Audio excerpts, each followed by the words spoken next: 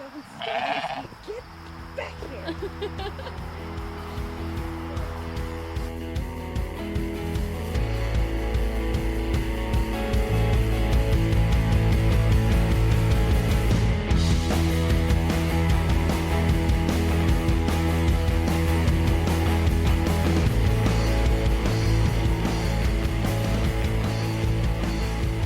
Hey everyone, welcome to this lovely episode of Great Beer Adventure.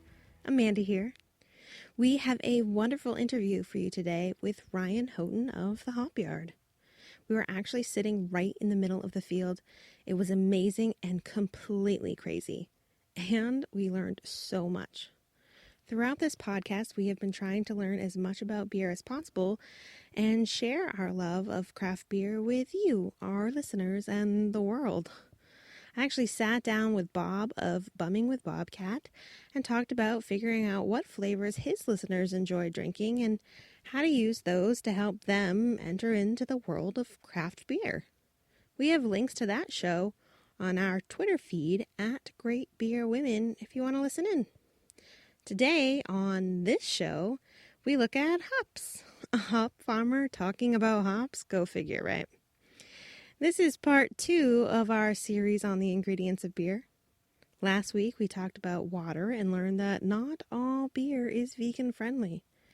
And wait till you hear what happens to hop plants when they get stressed. All right, let's get this rolling on the interview.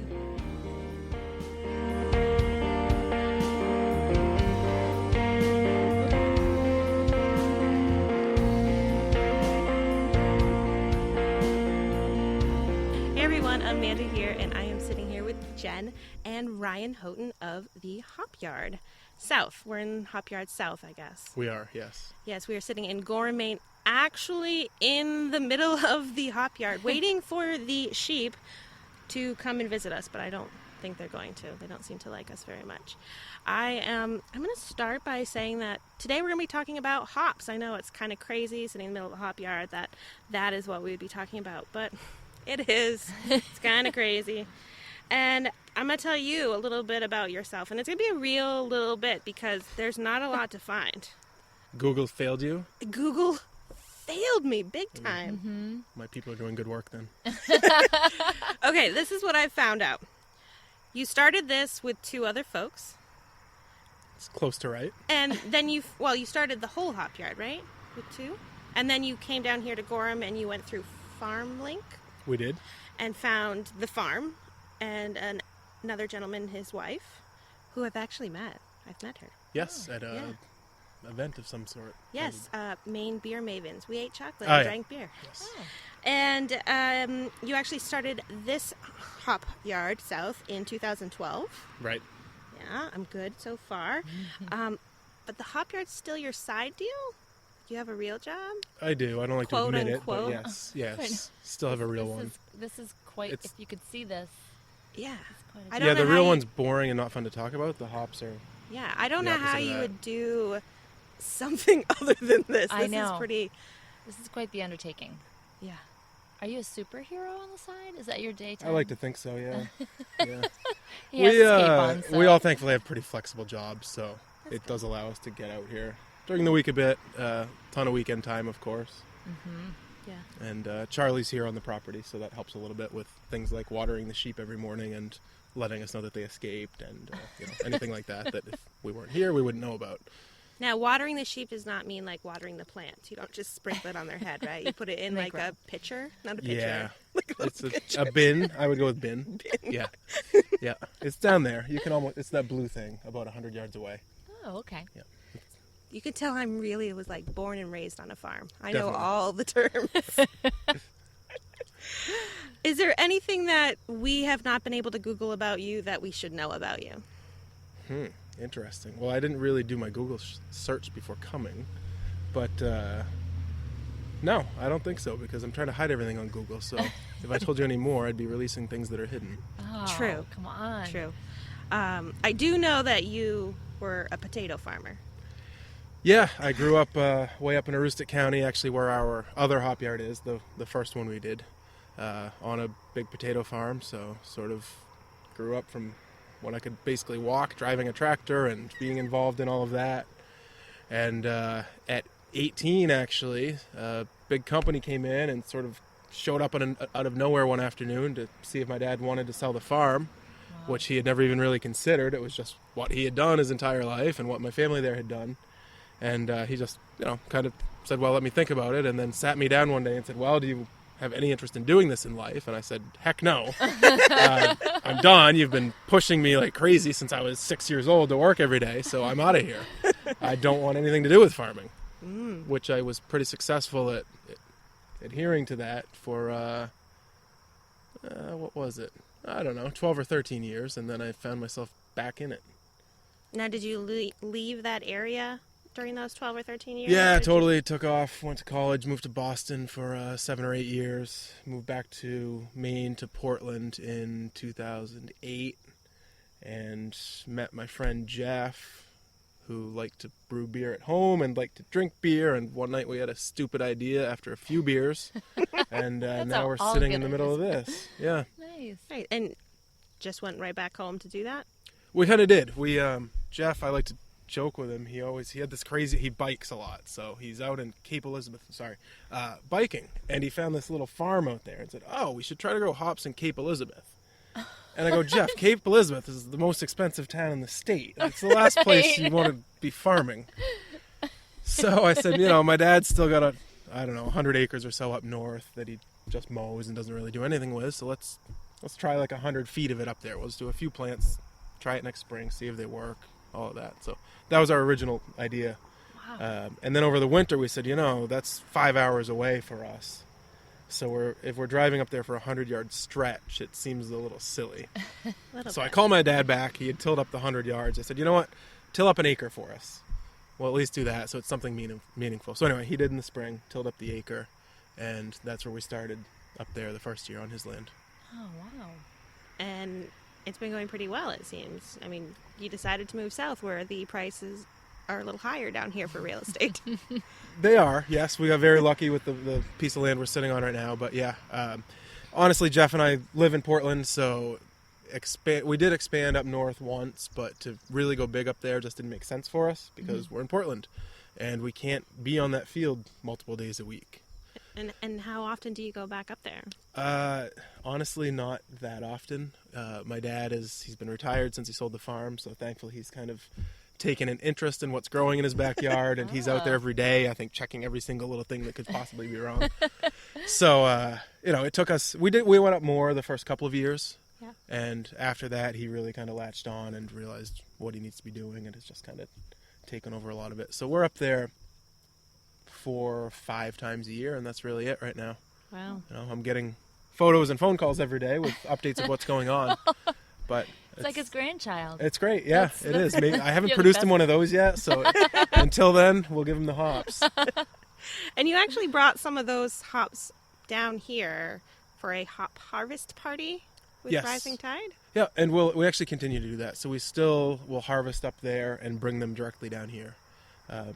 So we don't have a hop picker up there or anything, so we're grabbing the bines. They're bines rather than vines with hops. I don't actually know the background in that, but I mean, as you can see, it's obviously a vine. Yeah. But they call it a vine. All right. So anyway, we go up there, we haul them all down here, run them through our picking down here, and then sell them to the brewers around. With a couple of drop-offs on the way. So last year we did like a quick stop in Bangor for a couple of the brewers that were near there. But for the most part, yeah, they'll end up on this property. They'll get harvested and then distributed from here, just like the stuff that's growing here. Oh, and is it just the two of you that deliver, or is this like a big? What kind of production is this? So that's a two-phase answer, I guess. It used to be us doing a lot of delivering. This year, as things have scaled, we've kind of gone back to for the most part, we want brewers to come here to pick it up. Which for them is kind of a cool story anyway, right? Like they're going to the farm, picking up the hops rather than just some guy showing up with boxes. Yeah. We've even had, like, Jason from Allagash came out last year, and he actually walked through this field and picked which plants he wanted. Oh, wow. Hand selected them, we'd cut it down, throw it in the trailer, he'd pick the next one, throw it in the trailer, and then go up and run it through the picker for them, and then they leave with their hops. It doesn't get any better than that. I don't think so. Pretty incredible. Yeah, I think from being planted in the field to in the beer was a matter of hours. Wow. So it's a great story for them too. Yes. Yeah. Oh, that's so cool. Well, I think it's time for our first round. All right. Don't mind if we do. Yes, our first round is the tasting. So, kind of our favorite round, you could say. And what are we tasting today? It's Viridian. Is that the first one we're going with? Yeah, I think we're going to go with the Viridian. Banded Horn. Very nice. We brought a couple of bottles out with us because this is the first time we've had to do this because there aren't any taps out here in the middle of this field. I haven't shown you the taps yet. Oh, are they hiding with We the did sheep? just have the kegs and eggs event I was telling you about before the mics turned on, and we had 3 draft lines out here. So They're here. We certain just don't people know may where know they where they are. We don't advertise too much, but I feel like we're sitting in this magical fairyland of beer.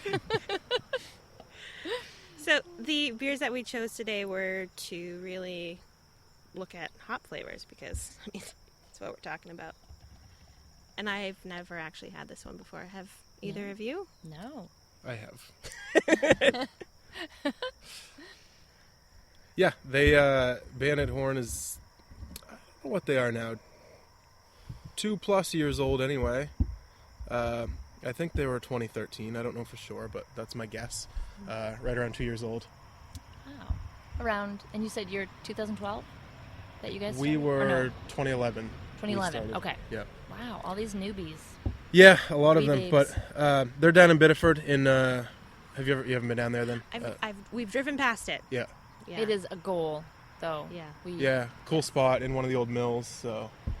kind of retrofitted a brewery in there. And there's a distillery right next door, I think. Yep. Wow. Which is pretty neat. That is on the list. We definitely want to get there. So this is very lovely. We can actually see it with the sun shining through it because we're outdoors. I don't know if people can hear the crickets, but it's quite nice. They out may, here. right? Yeah. Wait a little bit; they'll really be loud. The crickets Oh, and yeah. the Love it. road in the background.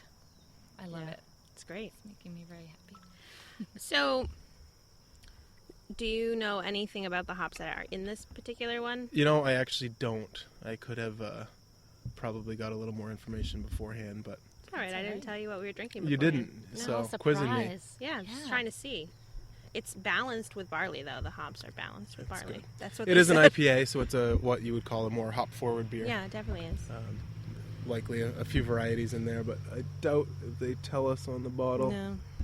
What kind of hops do you grow here on the farm? So we grow, we're sitting right now, the variety we're in is called Nugget. This field is actually split up between 2 varieties. So this upper half that we're in is Nugget. The lower half is called Sterling. 2 very different hops, especially if you came back in a few weeks, even just looking at the cones, they'll be drastically different. We don't have any cones next to us right here, but these Nugget cones will be really big, very pine coney-ish. 2 to 3 inches long, an inch wide at least. Sterling will be almost not quite like a pebble, but practically. Very small cone, like a elongated dime. Oh. So very different looking.